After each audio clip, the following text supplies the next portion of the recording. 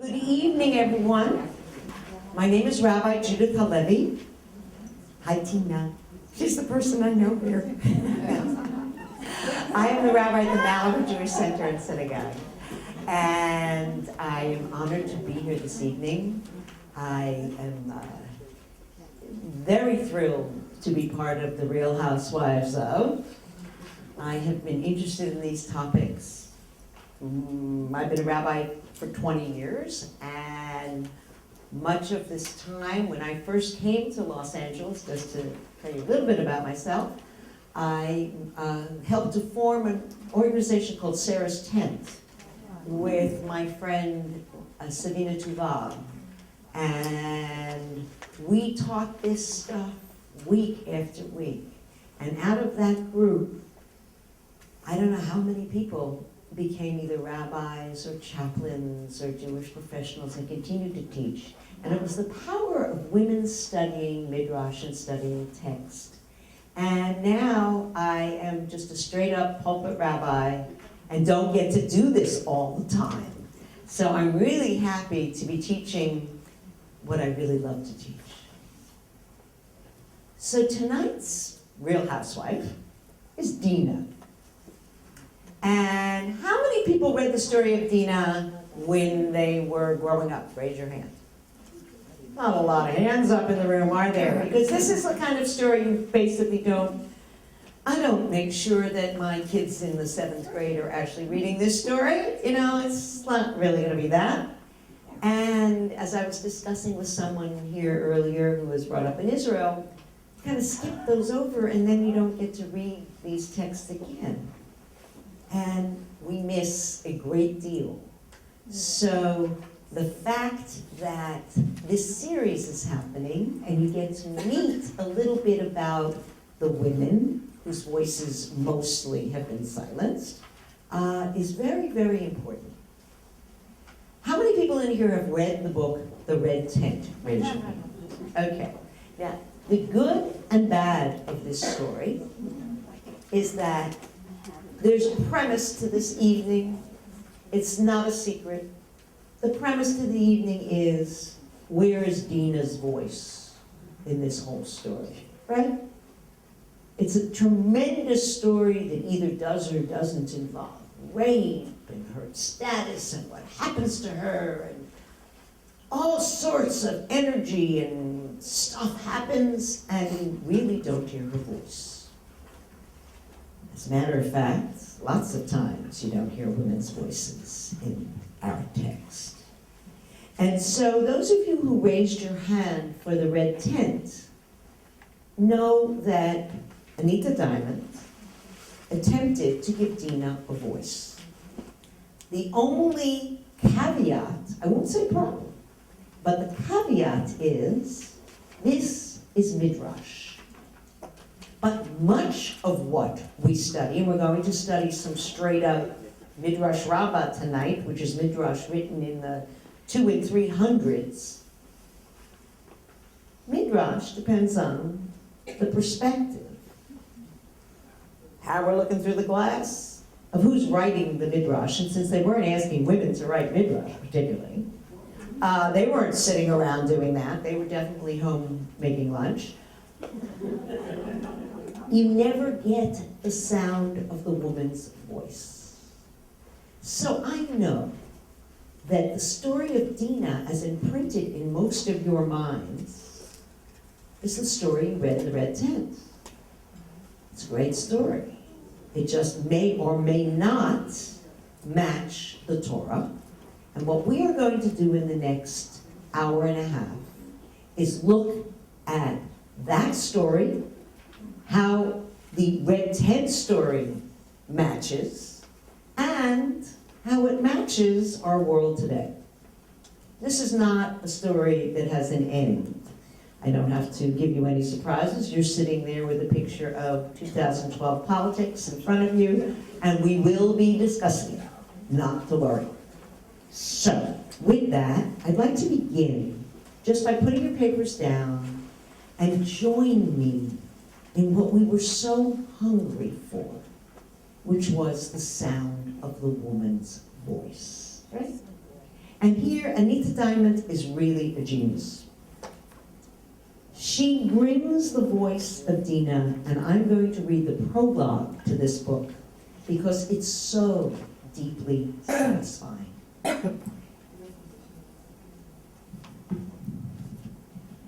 We have been lost to each other for so long. My name means nothing to you. My memory is dust. This is not your fault, or mine. The chain connecting mother to daughter was broken, and the word passed to the keeping of men, who had no way of knowing. That is why I became a footnote. My story, a brief detour between the well-known history of my father, Jacob, and the celebrated chronicle of my brother, Joseph. On those rare occasions when I was remembered, it was as a victim.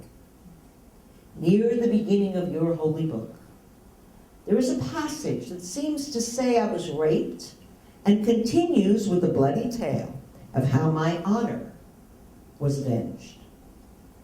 It's a wonder that any mother ever called a daughter Dinah again.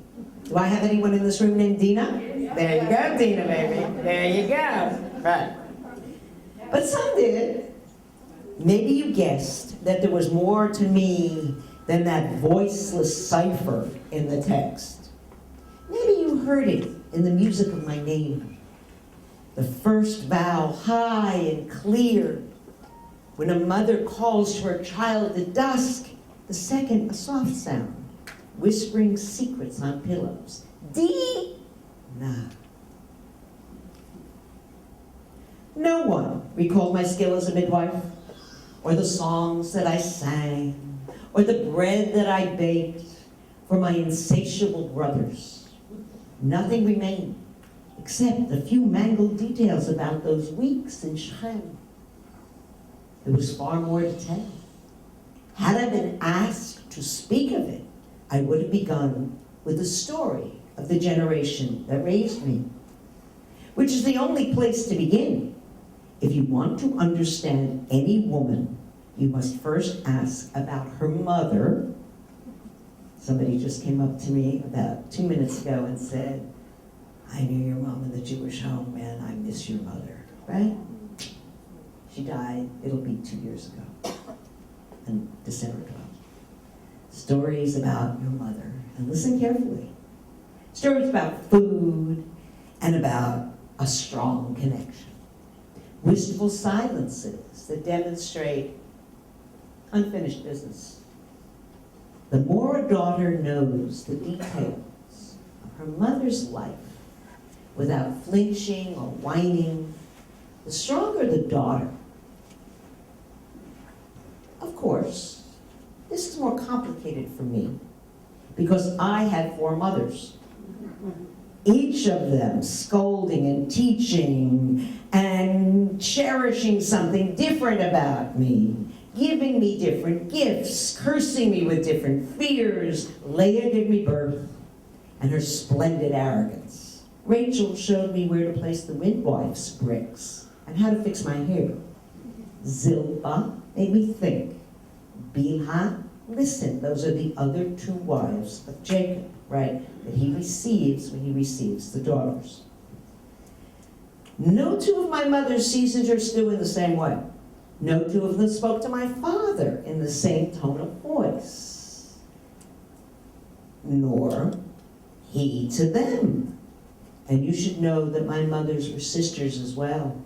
Laban's daughters by different wives. Though my grandfather never acknowledged that Zilpah and Bilhah that were daughters, because that would have cost him 2 more dowries and he was a stingy pig. Like any sisters who live together and share a husband, my mother and aunties spun a sticky web of loyalties and grudges. They traded secrets like bracelets, and those were handed down to me, the only surviving girl. They told me things I was, frankly, too young to hear. They held my face between their hands and made me swear to remember. My mothers were proud to give my fathers so many sons. Sons were a woman's pride and her measure. But the birth of one boy after another was not an unalloyed source of joy in the women's tents. My father boasted about his noisy tribe, and the women's loved my mothers, but they longed for daughters. And they too complained among themselves about the madness of Jacob's seed. Daughters, well, daughters ease their mother's burdens, helping with the spinning, the grinding of grain, and the endless task of looking after baby boys, who were forever peering into corners of tents no matter what you told them. But the other reason women wanted daughters was to keep their memories alive. Sons did not hear their mother's stories after weaning, so I was the one. My mother and my mother aunties told me endless stories about themselves, no matter what their hands were doing. Holding babies, cooking, spinning. They filled my ears. In the ruddy shade of the red tent, the menstrual tent, they ran their fingers through my curls, repeating the escapades of their youth, the sagas of their childbirths. Their stories were like offerings of hope and strength poured out before the Queen of Heaven. Only these gifts were not for any god or goddess, but for me. I still feel how my mothers loved me. I have cherished their love always. It sustained me. It kept me alive. Even after I left them, and even now, so long after their deaths, I am comforted by their memory. I carried my mother's tales into the next generation, but the stories of my life were forbidden to me. And that silence nearly killed the heart in me. I did not die, but lived long enough for other stories to fill up my days and nights. I watched babies that opened their eyes to a new world. I found a cause for laughter and gratitude. I was loved. And now you come to me. Women with hands and feet as soft as a queen's, with more cooking pots than you need, with convection ovens. So safe in childbed and so free with your tongues. You come hungry for the story that was lost. You crave words to fill the great silence that swallowed me, and my mothers, and my grandmothers before them.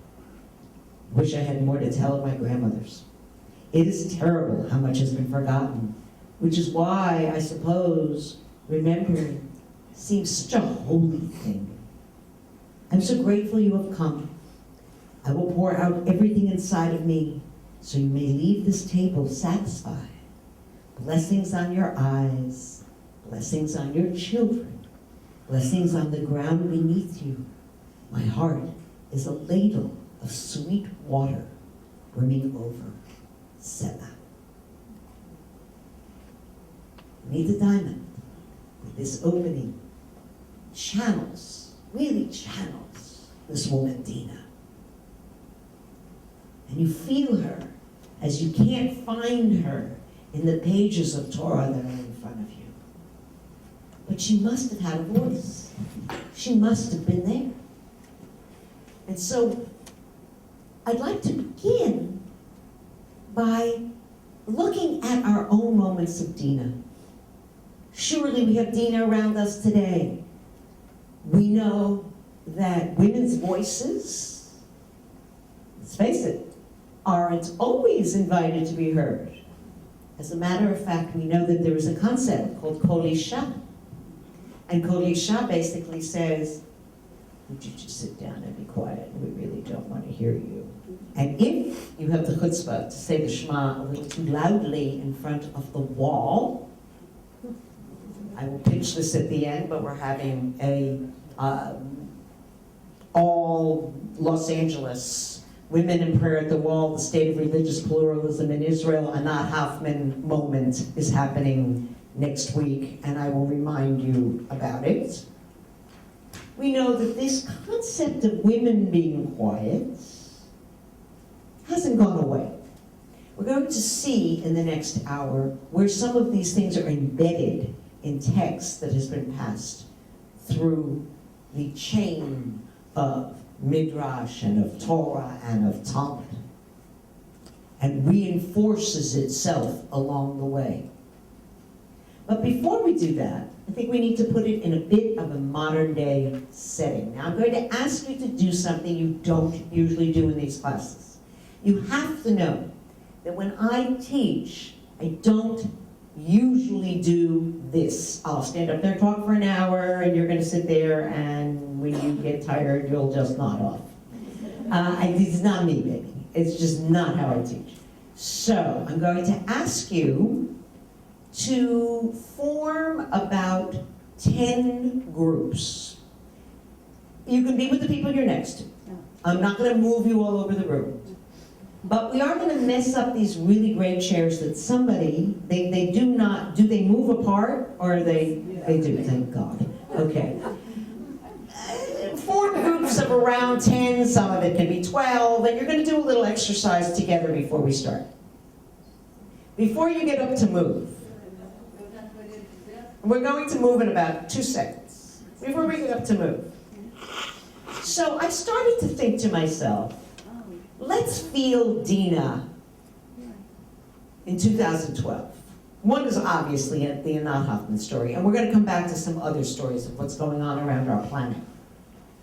But I would like to look at the Midrash of Dinah so that we can really understand it with the rape question of the moment.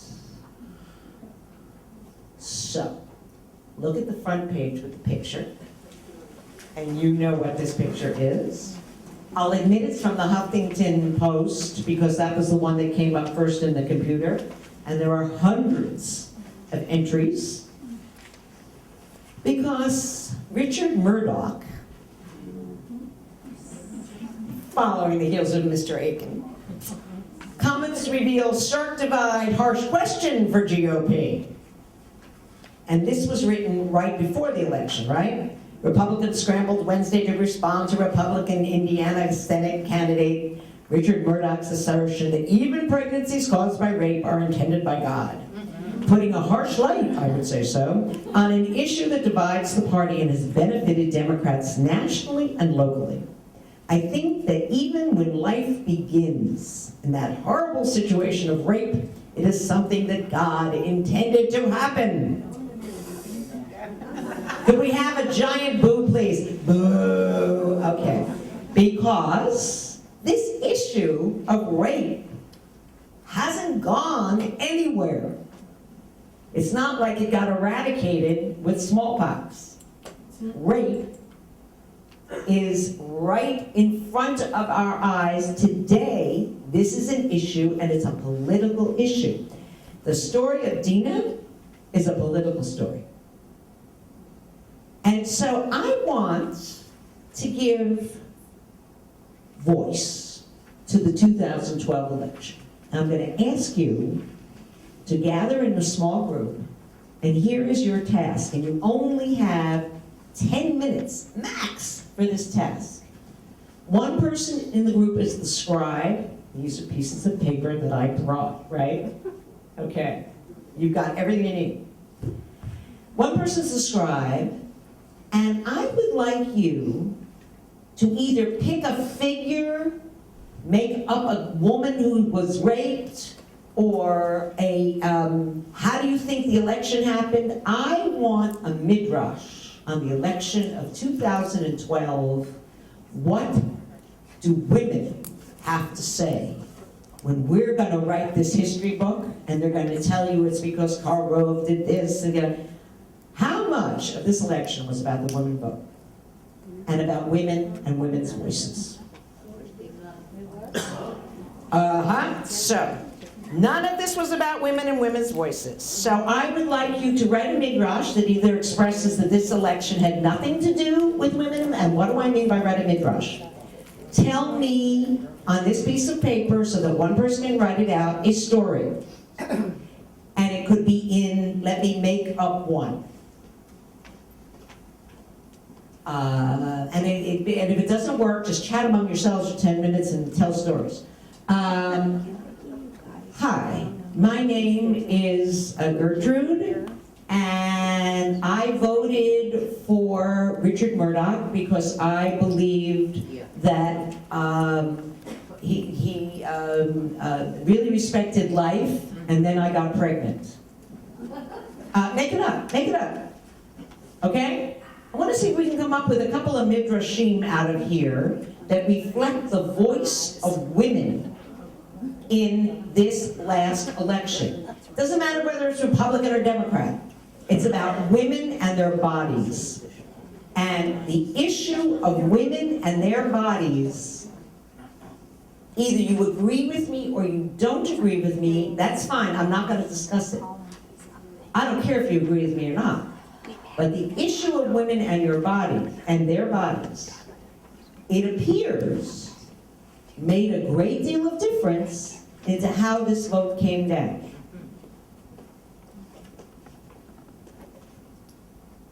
Either make it up as a character, make it up as this is the midrash of my group, because maybe in a year, they're gonna forget that it was about the issue of women and their bodies.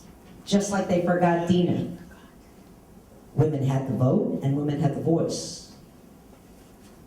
And I think it did make a difference. I really do. And they underestimated the power of women's voices. So, just the questions just about how to do this, not what you think. Yes? Well, my question isn't about how you do this. My question is, do you have any comments that's related to the issue of abortion? Okay, so all of that is what you're going to put into your midrash. You're the commentator, not mine. I want to hear from your voices. It's your voice. But the way you remember a midrash is to put it into your voice. So, everybody gets what we're doing? Form small groups. I only have 12 pads, so that's it. Women have the right because their husbands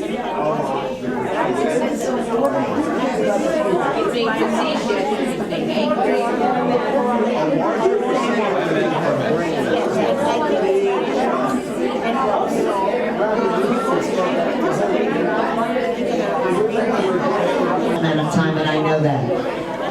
But designate one person who is going to be your reader.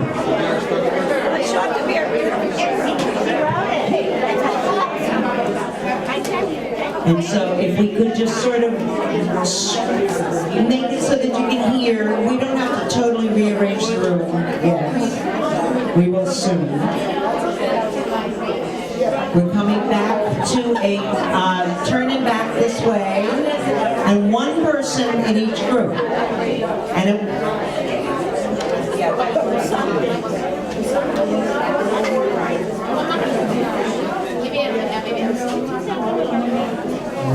leading off to a land that I will show you. There you go. So we're back. What I really enjoyed in listening, walking around, was that even though this is a lecture series, you got to really exchange some ideas with each other. And so this next part is not going to be a back and forth exchange. This is without comments. We're just going to hear one person. If you are holding one of those little yellow pads, you're in. And we're just going to hear what you wrote. As we try to hear women's voices. And that women's voices are on an issue that is the same issue in many ways. of the biblical story that from here we are then going to explore. So I'm going to start over here. Who's got my yellow pad? Rena. I knew I had the customer. Here we go. Here we go. Please just tell us what you've got on the pad. You. Speak into the mic because they can't really see. Okay? I wrote it as an Arab young lady. Loud, because speak into the mic. I wrote it as an Arab young lady. I'm a 14 years old Muslim virgin, beautiful, uneducated, sought after. A young man who was refused by my father as a future husband raped me viciously as I was walking down the field. I'm an outcast by destiny. I'm going to die because I was raped. What have I done to deserve this sentence? Where is justice? You have time to turn the page. It's really fine. You're doing great. Now it's the 21st century, and we're still fighting for our rights. Where is justice? Beautiful. Kol hakavod. Amen. Here we go. I am a woman who has always known abortion to be available to me. I never had to make that difficult decision, and I hope no one I know ever has to make that choice. I believe all women should be in charge of their own body and not have anyone tell them what they must do. It is our temple, and we should decide how we want to worship our body. Amen. Amen. Amen. Amen. Left and right has nothing to do with political ideas. It's just where you are in the room. A work in progress. Well, they're all works in progress. Who's got the yellow pad? You're hiding the pad. Here it is. This group said nothing? Go. This was a group that dedicated itself to finding its voice. Maybe they will have found the voice by the time we come back. Who's got the pad? Almost done. Here we go. Well, our group was a work in progress also. We didn't write a midrash, but I'll share some of our notes with you. And this started with, my name is Esther. My name is Esther, and for centuries I have tried to save the Jewish people. I hope to do it in 2012, biblically and now. I feel this so strongly. What do you do? And one person responded, I want to be a pioneer for women. I'm supporting women at the wall. I saw them here. I want to, but can't go out into the field. Rape, abortion, pregnancy, should they, rape, abortion, if it results in pregnancy, should it be allowed to continue? Should there be abortion? I don't want the government telling me what to do. Biblically, Jews can divorce for rape in marriage. The election, a lot to do with one party against women. The lone male in our group said he wasn't anti-abortion. He's anti-people taking life. He wants to know who speaks for the baby. And we got into a little bit of a heated discussion about baby's voice is after the baby is born. Before that, thoughts are that it's pro-choice. We have that already in 2012. And pro-choice says I can do with my body and nobody can tell me what to do with my body, whether it's birth control or abortion or rape or anything else. We discussed the Catholics begin. Okay, so we're not going to take everything you discussed, but we couldn't. What? Last thing was we need to educate and add our voices 1 + 1 to stop this. Okay, so who's got a midrash? Okay, over here, midrash. Much as we can get. The thought that Roe versus Wade might go away is scary. My story tells why I think that. I was a Hindu from India and now I'm dead. Even though the law in Ireland stated that abortion was permitted in the case of the health of the In mother, case you missed this was today. Yeah. the powers that be said I couldn't have one. Both I and my fetus died. Everyone is talking about us. Just like a lot of Americans are talking about rape and the consequences of it. Thank you for bringing her in. I was going to do that later. Thank you. Who's got a midrash? Okay, we didn't do a story, but we did talk about that. I'll read everything I wrote. Women were outraged about what the men said concerning rape. A woman has the right to have a say over her body. Modern orthodoxy agrees that for the safety of the mother, abortion is okay, but most Orthodox Jews do not abort. The Indian woman in Ireland died of sepsis because the doctor said, the law said, there was a heartbeat, a fetal heartbeat. We have to change laws. We need more women in government. We have to educate women to choose other careers other than teaching and nursing, and to become politically active. The whole world has to change. Now we have one person in the group who feels that you can't change minds about politics or religion. Amen, amen. Here we go. This Mishnah is in several parts. I'll do my best to weave them together. My name is Claire McCaskill. I was elected to the United States Senate 6 years ago as a Democrat in a very conservative Republican state.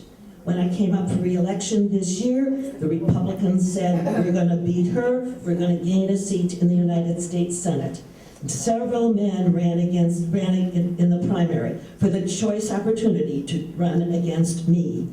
I put money behind the campaign of one of them. His name is Todd Aiken. And he won. And sure enough, not very far from the election day, he stepped in it. And he talked about legitimate rape. And that is a whole big thing. Women all over the country were horrified at the oxymoron, legitimate rape, knowing that there is no such thing. The Mishnah goes on to say that as we, as Jewish women, are concerned about rape in this country and what it does to our politics, we need to look at what happens in other places, like the Congo, where women are raped wholesale every day of the year, gang raped, forced to watch their 8-year-old children, their babies, being raped with poles, with guns, with all kinds of horrible things. And if we believe in Judaism, if we believe in what makes us Jewish, then we need to be concerned about those women. We did a hand for this Mishnah. All right. Who else has a Mishnah? Who's got? Here you go. I'm Kate. I'm 41 years old and have 2 young girls. I work in a career as a science teacher, and I'm planning for my future. I live in St. Louis, and I voted for Claire McCaskill because of Murdoch's belief on rape and the unscientificness of his beliefs. Because of my strong belief in science and having daughters and having a right to choose, I gathered other women around me to lobby and vote for Claire. All right. Last one. This is going to be the very last one. And here it is. There's an ingrained culture of sexual harassment by most of the men around me. When I enter the room, they won't speak to me, and they sabotage me whenever they can in ways both subtle and not. I was forced into an unwelcome sexual relationship by my general, and then had to speak out against him. I found myself pregnant. Now, I am facing a court-martial, and he is being promoted. Amen! Amen, amen. You guys are fantastic. Okay, we all get the picture. It is nice to hear your voices. So, do me a favor, because our time is limited, and I took a chunk of it. Let's turn around. If your back is to me, turn around. Otherwise, just stay where you are. To you. So, the story of Dinah, our typical story. It sounds a lot like the Midrashim that you wrote. I'm going to ask you to pedal with two legs. This is the text. This is the commentary, okay? And the reason I kept them separately is that we're going to read chapter 34 of Genesis, which is the rape of Dinah, or the story of Dinah, or Dinah and Shechem. And we will be reading some of the midrashim around it, which will be in the booklet that's got the colored picture with women with t-shirts that say forward on it. On the other hand, this piece of text, on purpose tonight, I used the Women's Torah commentary, which is put out by the JPS. And the reason that I used it is that I like the commentary that they have underneath, and we will refer to some of it. So rather than give that to you as an extra piece, I had intended to use the Eitz Chaim, which is what I usually use, but this had good commentary. So you've got the text and you've got the comments. So let me begin the text. The text is this piece, and as usual, you can never, ever know where to start on one of these pages. So, lest you spend the rest of the day, where the big 34 is, right there. It's at the bottom of the paragraph on the left-hand side, is where this begins. You need one? There you go. Anybody else? Would you pass this back, please? We have plenty. So, everybody got it? Okay. One day, Dinah, Leah's daughter, whom she had borne to Jacob, went out to see, everybody got it?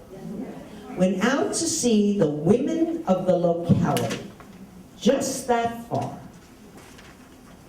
תצא דינה, בת לאה, אשר ילדה ליעקב, לראות בבנות הארץ.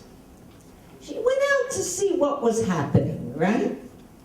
Now, when you read the red tent, they give you a whole story, right there. That she's gone out because she's a midwife, and she's accompanying, and she's working as a midwife's assistant. But imagine, let's look at where they are first.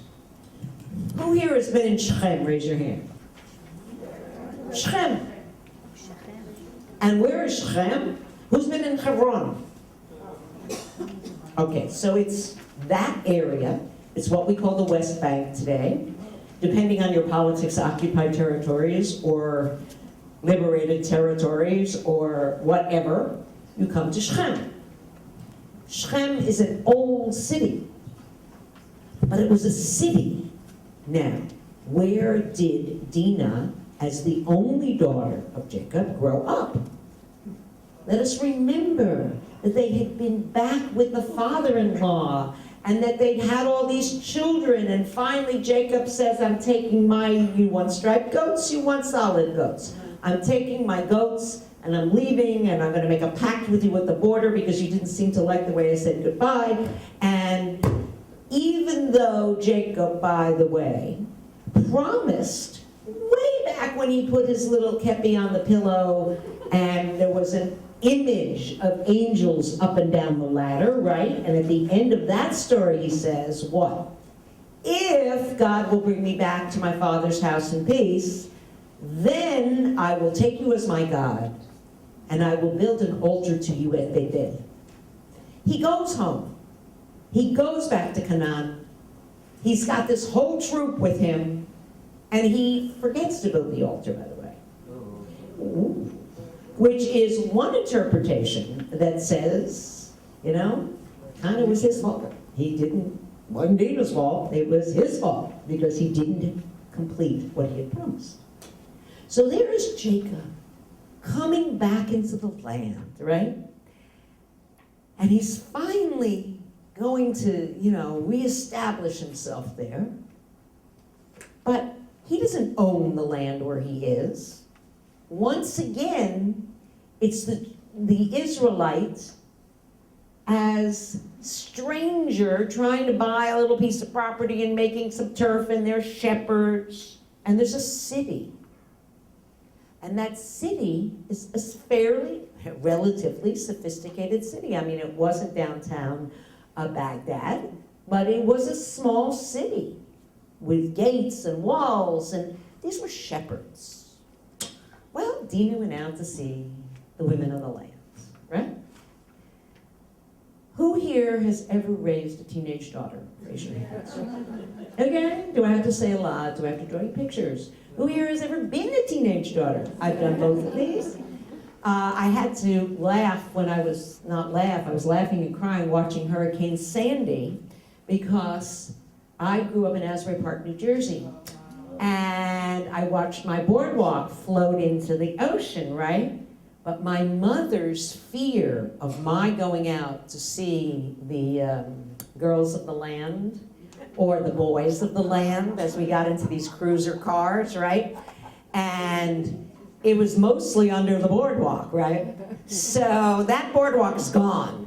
But I could see myself as a 14-year-old escaping my parents' thumb, and their answer actually was very interesting. It was to send me off to Jewish summer camp, and like all good Jewish mothers, and that's probably how I became a rabbi. I mean, you know, what can I tell you? So we all have that place about the daughter. Now, she goes out to see the women of the land, and immediately we've got a bunch of midrashic opinion. Now, you've got to remember that the conversation about this piece of Torah takes place over 3,000 years, right? So, this piece is now being commented on by those people writing early Midrash and early Mishnah. This is just too delicious to pass up. So, it's not going to be at the beginning of your booklet. You're going to take the booklet with the cover, and you're going to pass all the stuff about Anita Diamond, which I was going to read to you, but I'm not, so you can read it when you go home. I'll read you another piece in there. And you're going to turn to the place that says Midrash Rabbah. And it looks like Midrash, right? It has that look. With a lot of quotes and little numbers. On the bottom of the page, the number is 738. Okay? And it's written in Midrash, right? It's, you know, your basic, hard to understand Midrash. But here it is. Rabbi Joshua Siknin of Siknin commenced in Rabbi Levi's name. This is a Midrash, which is a piece of commentary on the line, and Dinah went out to see the daughters of the land, right? And Dinah went out. Thus it is written, the Lord built the rib in Genesis. This is written Vayaven, signifying that he considered well hitbonen, from what part to create woman. Now we're back into the story of creation of women, right? This is a snarky piece of Midrash. Get this. I will not create her from Adam's head, lest she be lightheaded and frivolous, nor from the eye, lest she be a coquette, nor from the ear, lest she be an eavesdropper, nor from the mouth, lest she be a gossip, nor from the heart, lest she be prone to jealousy, nor from the hand, lest she be light-fingered, nor from the foot, lest she be a gadabout. But I will create her from the modest part of man, for even when he stands naked, that little rib part is covered. And he created each limb.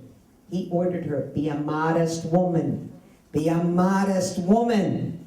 Yet in spite of this, ye have not set at naught all, but ye have set at naught all my counsel, and would have none of my reproof. I did not create her from the head, yet she is frivolous. They walk with stretched forth necks, Isaiah says, nor from the eye, yet she is a coquette. They always have a piece to quote from something, and wanton. Now Sarah listened at the tent door, right? Bad move. Nor from the heart, yet she is prone to jealousy. Rachel envied her sister. Nor from the hand, yet she's light-fingered, and Rachel stole the teraphim, right? Nor from the foot, yet she is a gadabout. She went out to see the daughters of the land. So this is a piece of Midrash, total women put down completely, that sits there as a piece that's now, well, it says in the Midrash. Well, it does say in the Midrash, okay? So that's where it was taken. Now, why was it taken there? Because clearly, men have trouble controlling their wives. They do get about it. They do get jealous. They do frivolous thing, and they eavesdrop on what is being said. And so the Midrash reflects what became the normative in Judaism, which led to the place where you can stand at the wall and say, Holy Shah, we can't hear the woman's voice sing. Because it becomes a norm. She should be, the big word is modest, right? Now I guarantee, looking around this room, that you are a feisty group. And a lot of you dressed modestly, but in your little hearts, I heard you give me those answers on those yellow pads, right? So there's always been the woman who is too outspoken. And she's always been problematic. And a woman of valor who confines. Her price is above rubies. She sits quietly at the gates and does all the housework. Okay, so she's a problem. We live with this image, and this is the image that is praised and glorified, which is fine, except it's not how the thing works. And meanwhile, Jewish women have always taken a position of, well, I know, dear, you're in charge. You can make all the big decisions, like, we'll have World War III, but I need you home at 6:15 because we're having dinner. And in the house, we know she's in charge, right? So this is the Midrash, right away. She did something wrong because she was a gadabout. Not only that, her mother Leah was a gadabout, and they're going to tell you about the story about the mandrakes and how she made this deal in order to sleep with Jacob. And she obviously was a wanton woman. And what was she doing out there alone? Okay, that's Midrash. At the same time, when we look at it in a biblical context, there's a reality here. A young woman up to the age of 12 and a half is called a yelda. There's a very funky little place that really, when you come down to it, is about 6 months, where she's called a na'ara. And it's a pubescent woman. She's just reached that curve. She's become a woman in her body, and we have not managed to marry her off yet. Now remember that in this society, a woman has to belong to someone. She doesn't belong to herself, which is what makes this entire story, much like the election, it's a political story. This is why you don't hear Dinah's voice. The story's not really about Dinah. When this story comes down, we're horrified. We're like, wait a minute. Either they raped her or they didn't, but we want to know what happened. In biblical terms, this is a question of who's in charge of this young woman? And what happens to her if she's damaged goods? And where's the bride price going to go? And the father is responsible, or the betrothed is responsible, or the husband is responsible. So it is not that simple. Look at the great commentary where it says Dinah and Shechem underneath the dotted line, and it says, Dinah, acting independently and of her own initiative, goes out to visit the women of the locality. In the span of just 2 verses, The local Hivite prince Shechem spots Dinah, has sex with her, we'll get to that place, falls in love with her, wants to marry her, etc., etc. It's the second paragraph. Dinah's status and her standing in society steadily decline as the story progresses. She moves from fulfilling, I'm on the front page of the text. 190. It says 190 on the bottom. Okay, everybody got it? I'm on the bottom. She moves from fulfilling the proper role in the proper place, she's a virgin daughter in her father's house, to a socially ambiguous role with no proper corresponding physical place. Her story serves as a warning in the larger and probably overriding issue of the political and ethnic identity of the Israelites in relation to the other people in the land. She is a person, most of these women's stories are about something out of place. She goes out, she's immediately out of place. And then something happens to her.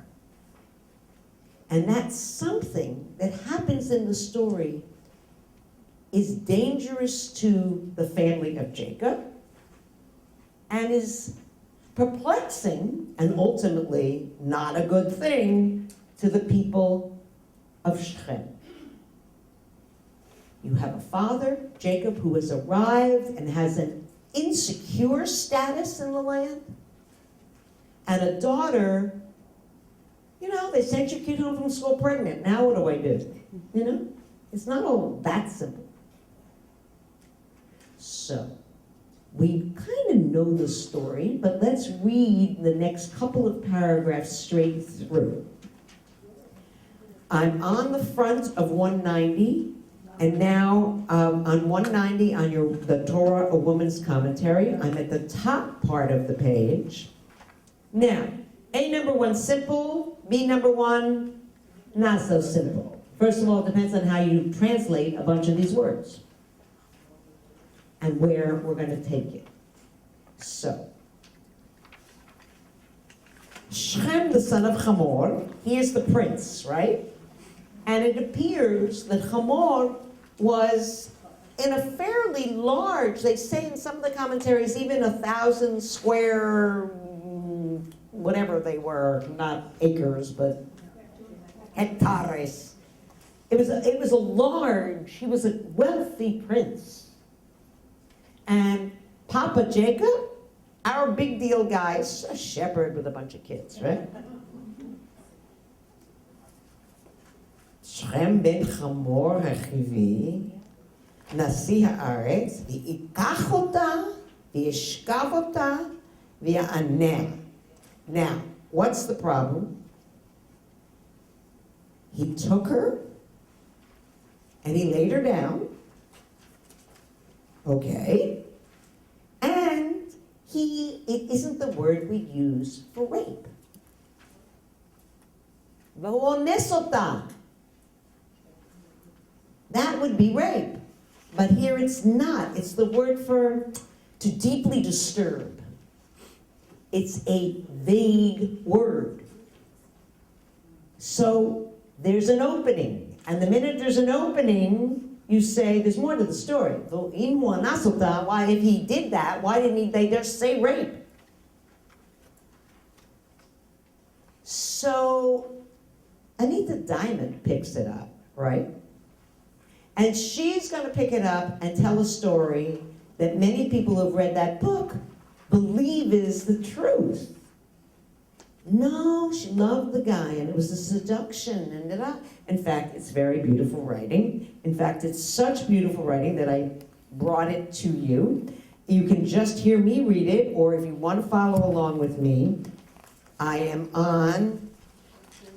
back, and I'm on page 188 of the Anita Diamond Red text, which is in the booklet that looks like this. And it'll say Anita Diamond up at the top.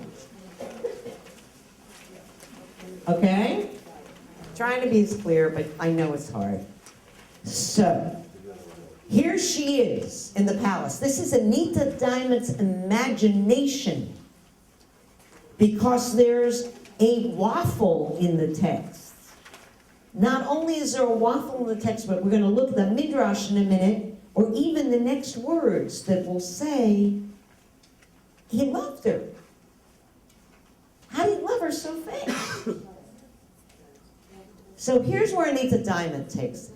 I am now where there's a 2 on the bottom of your page on 188, and I've marked the paragraph.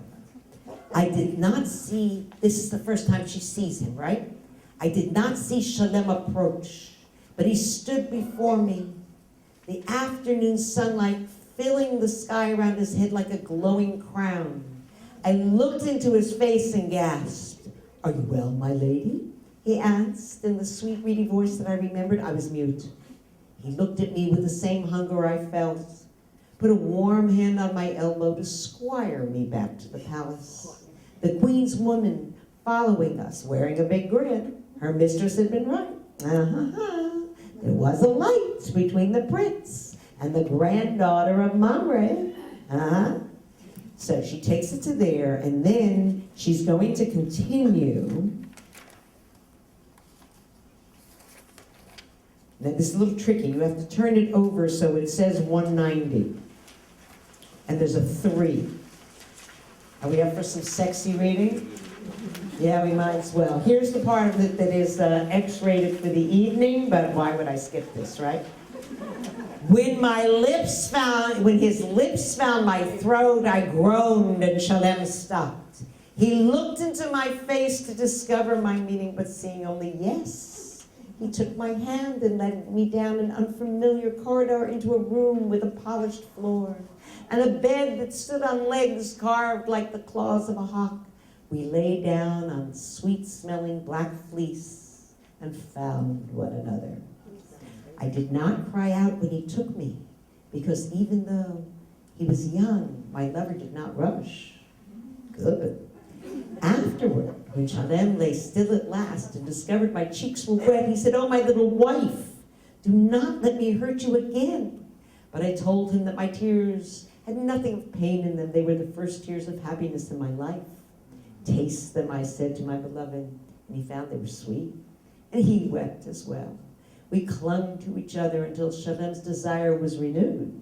And I did not hold my breath when he entered me, so I began to feel what was happening to my body, to understand the pleasures of love. No one disturbed us.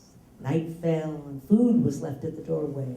Wonderful fruit and golden wine, fresh bread and olives and cakes dripping in honey. We ate every morsel like famished dogs. After we ate, he washed me in a large tub of warm water that appeared as mysteriously as the food. He told me of Egypt and the great river where he would take me to bask and swim. "I cannot swim," I told Shalem. "Good," he replied.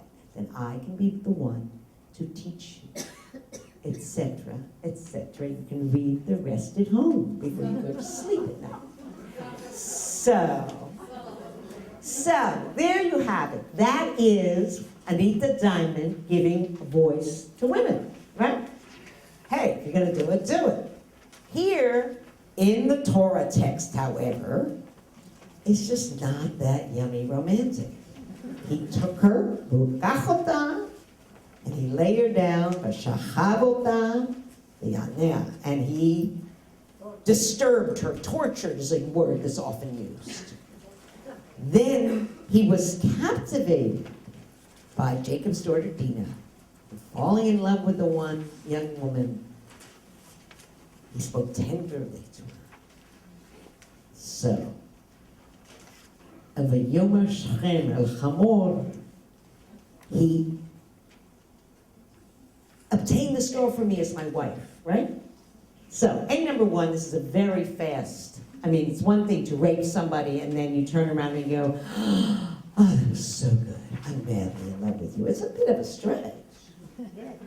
So you wonder what happened. Now, if you want to be brave and try to find the text with me, go ahead. But I'm back in the other side in this, and I'm back in Midrash. And the Midrashim that I'm back onto, and I tried to think 1,000 ways to put this together so that you could do this easily and there are no right answers. So here we go. This is the Midrash on this line, and the page is, wait, I gotta find it. It's the one that's gonna have a 2. Here we go, 739. It's gonna say 739 on the bottom is your text. And Hamor spoke with them, saying, the Holy One, blessed be he. It says 7 at the number. I have a little, and it said, I put a 2 by it. And Hamor spoke to them, saying, Rabbi Shimon ben Lachish said, the Holy One, blessed be he, manifested his love to Israel with 3 expressions of love. Dvika, Hashicha, and Chafitza. Cleaving and love and delighting in. And here it says he was captivated, but in the Hebrew text, the tidbak nafsho, his soul cleaved to her. So when you're doing a bit of a deeper exploration, you go, wait a minute. He raped her and then his soul cleaved to her? How did this happen so fast? Right? This is a very strong word. It's not v'matzachen b'nea that he liked her, or said, not a bad, it wasn't bad, you can do that again. His soul, we talk about your need to midabek dvikut is a Hasidic concept later on of dvikut im Adonai, that you cleave to God. This is how his soul is cleaving to Dinah. Wow. So immediately they pick that up in the Midrash and they say, listen, cleaving, dvikah, that he did cleave unto the Lord your God. And Hashicha, the Lord did set his love upon you because you are more in number, etc., etc., etc. Ba'ahava, and he loved the damsel. Can a man speak to the heart? But it means that words comfort the heart. And he said, aha, well, maybe it was about money, and he wanted the fields of the Jews. Maybe. These words are not used lightly. Never in Torah are words used lightly. So it opens up this range of wondering, so what happened here? I mean, the angel of love, just struck him on the head, but he's smitten. I am back in the text. I am on page 192 at the top. I am back in the regular text. And I have enough for everybody. So if you don't have one, I've got them up here. Here we go. So Shechem said to his father Hamor, obtain this girl for me as my wife. At that time, that Jacob heard his daughter Dinah had been defiled, his sons were in the field with his livestock. So he kept quiet until they came back. Now, your daughter has been raped, if it was rape. And always the question is asked, no, Papa, what? You only have one daughter. And clearly when you start to look at some of the commentary, and some of it might be even on this page, I don't know, I have to look again. There is that place that says, Jacob is silent because Jacob's trying to figure out what to do because how much is this worth? This is about bride price, mohar. Right? And so we get to that place that says, V'hu yada ota. Look, I'm going to stay just in the text before I get to comment. So, at that time, he heard. He kept quiet till they came back. Shechem's father Hamor now went to Jacob to speak with him. Meanwhile, Jacob's sons returned from the field. When they heard, the men were grieved and became extremely angry, for he had committed an outrage in Israel by lying with Jacob's daughter. Such things were not done. We're going to see whether those things were done or not in a moment when we look at Torah and Talmud. Hamor now spoke with them, saying, "My son Shechem has set his heart on your daughter. Pray give her to him to be his wife." He's coming with a perfectly reasonable request. Where is Dinah, by the way? Where is she? She's back at the palace with Shechem. She never comes back until the story is over, until her beloved or her rapist, depending on how you're going to take it, is killed before her very eyes. She never comes back, and you never hear from her. The rest of this is about what's it worth. Hamor now spoke with them, saying, "My son Shechem has set his heart on your daughter. Pray give her to him to be his wife. Make marriages with us. Give us your daughters, and you yourselves take our daughters. Live among us, and the land will be before you. Settle and trade here and acquire property here." Das sagst du, And Shechem said to Dinah's father and brothers, "But let me first find favor in your sight. I will give you anything you ask. Exact from me the bridal money and gifts to excess. Yet I will pay you whatever you demand of me. Only give me the girl to be my wife."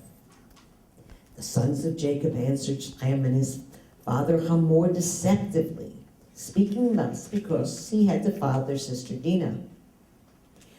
They said to them, "We cannot do this thing, giving our sister to a man who has a foreskin. But this is a shame to us." Now, pause for one moment.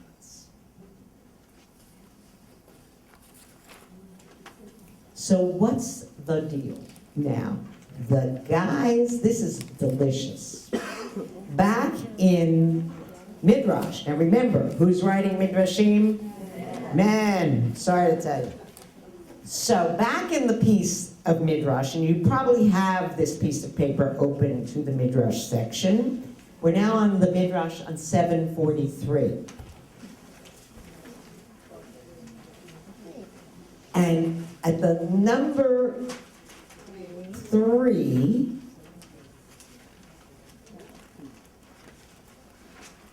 we get the following Midrash, where it says 11 and there's a 3 written by it. Yeah, somebody read it in. They dragged out and observed. Rab Hunya observed, when a woman is intimate with an uncircumcised person, she finds it hard to tear herself away. Do I write this text? You want to talk to me about real housewives? We should do a series, Real Men of the Mishnah. Now, I mean, seriously. Right. She pleaded, "And whither shall I carry my shame?" until Shimon swore he would marry her. Hence it is written, the sons of Shimon, the son of Saul, and the son of a Canaanite woman. They say there's a midrash that says she married her brother. Better she should marry her brother than an uncircumcised man, because they're really dangerous, because she could barely tear herself away. Now, what can I tell you, right? I don't write this text. So obviously it was some sort of a preoccupation and a worry. On the other hand, we have a marriage, before we get into what happens at the end of the story. We have a marriage story and a marriage negotiation that is going on. Now, let's look at the back of your Torah text. There's going to be a piece from JPS Tanakh. It's the very last page.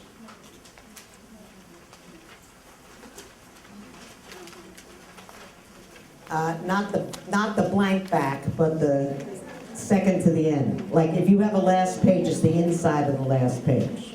Got it? Says JPS Tanakh on it.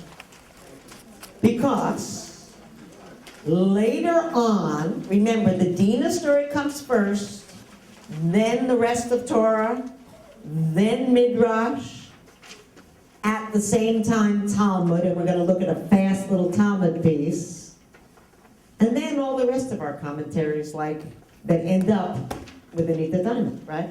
So here's the Torah part. And this is out of Deuteronomy. Look at line 28.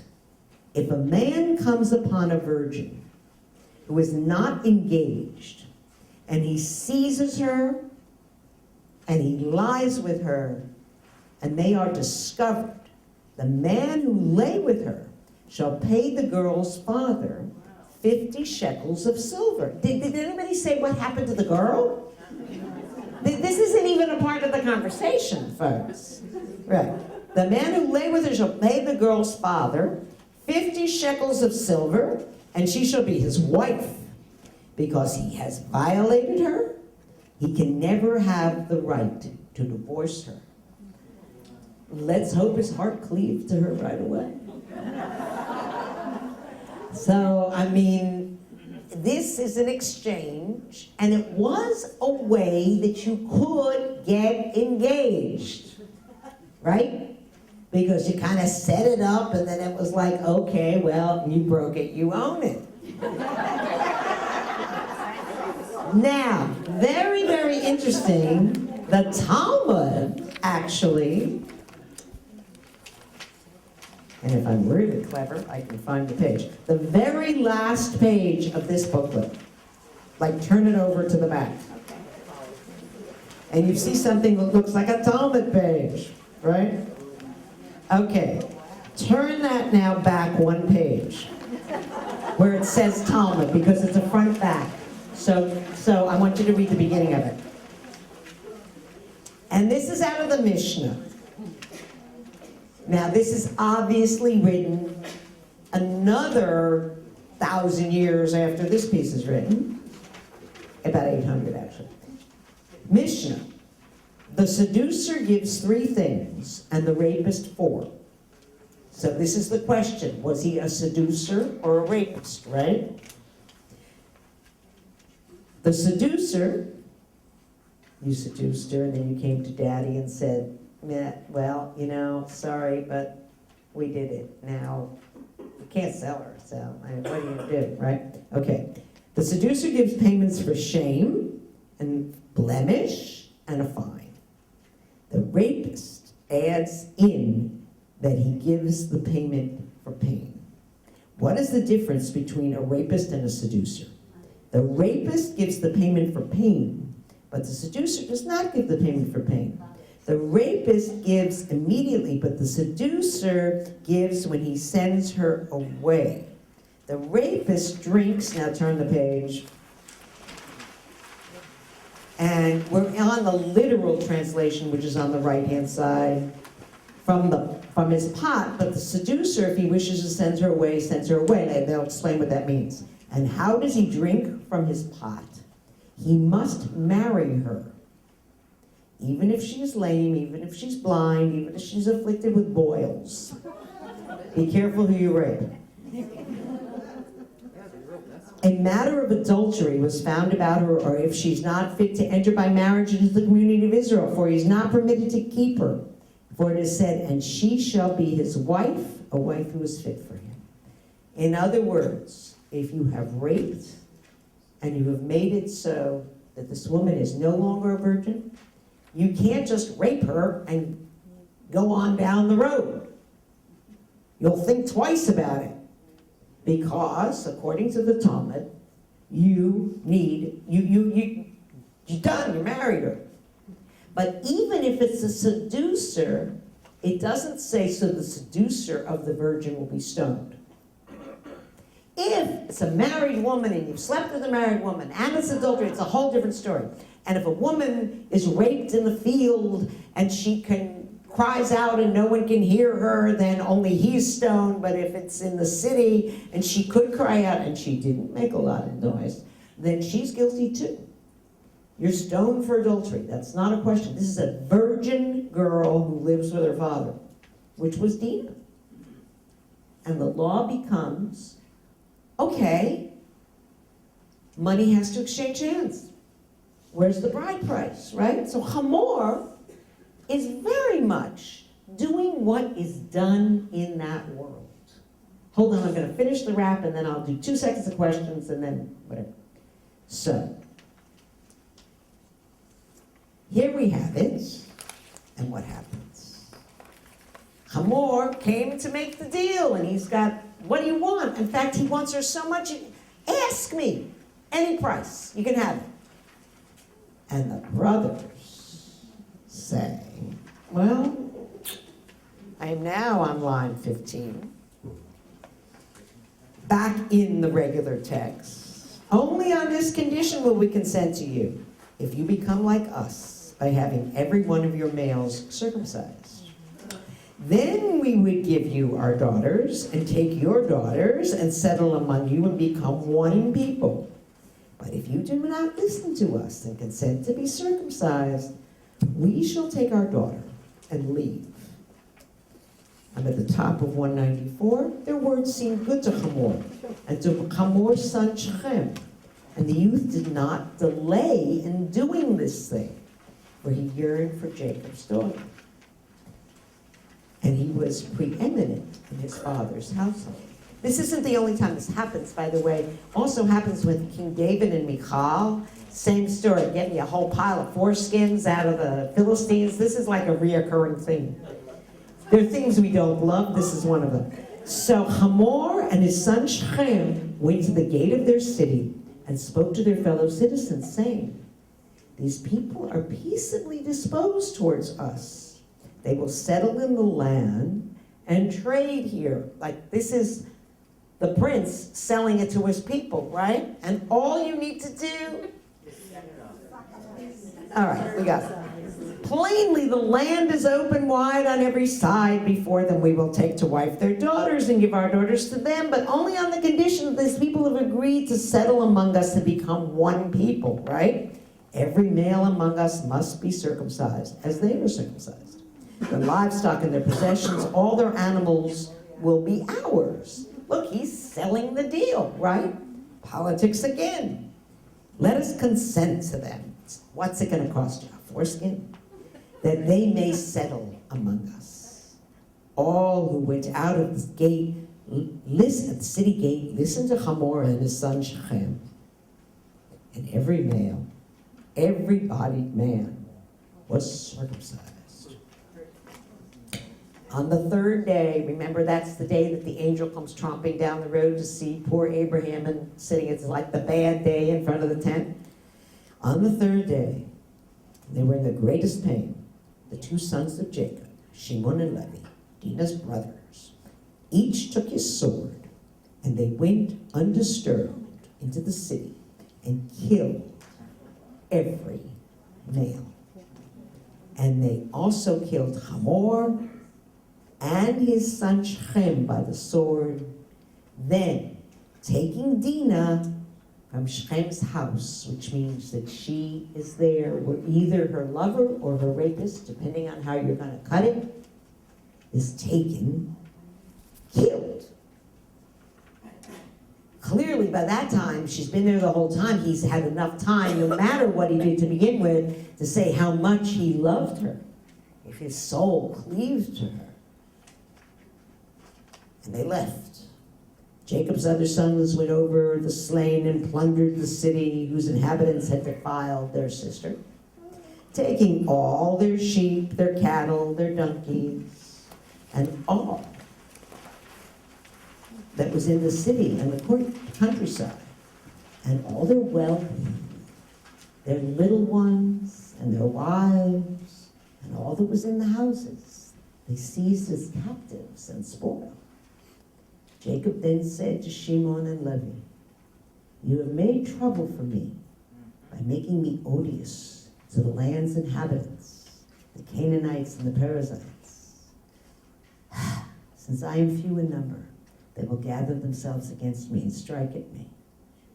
I and my household will be destroyed. But they said, should he then have been allowed to treat our sister like a whore? And that is the end of the Torah piece. So it ends with this place of horrible destruction.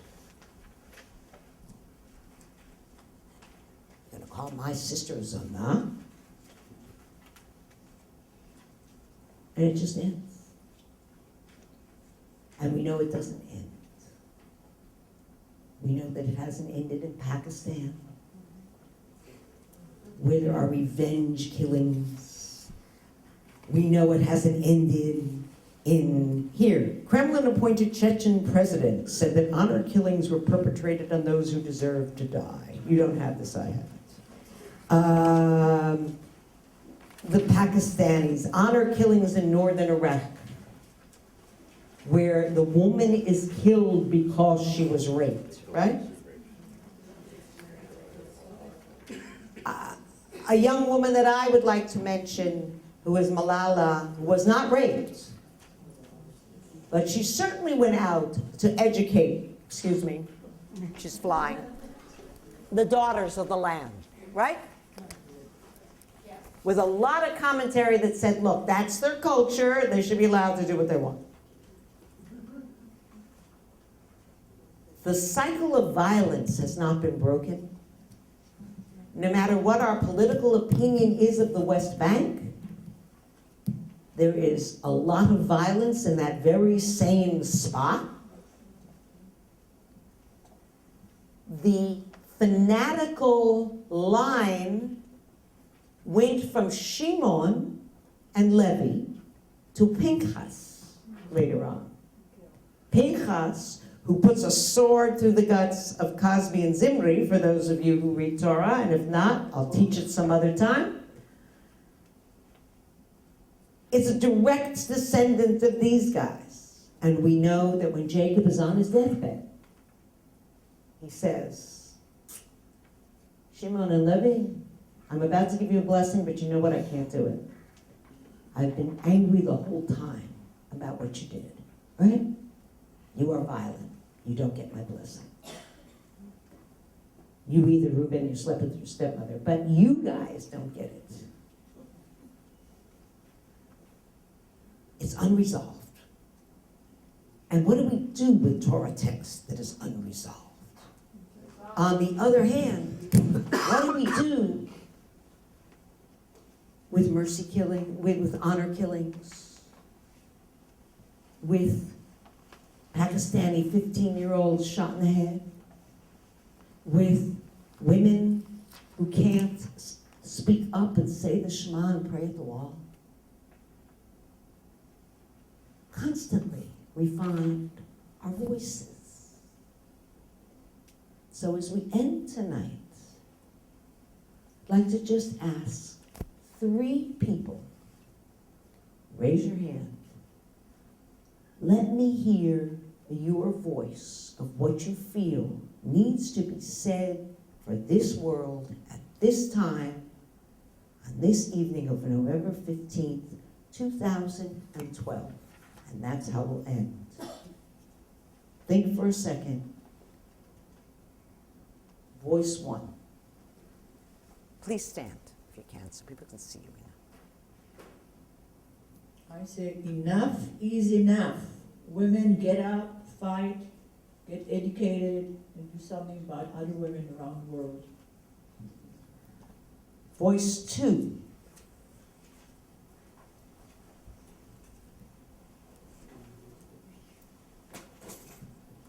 I am woman, hear me roar, numbers too big to ignore. And our last word goes to?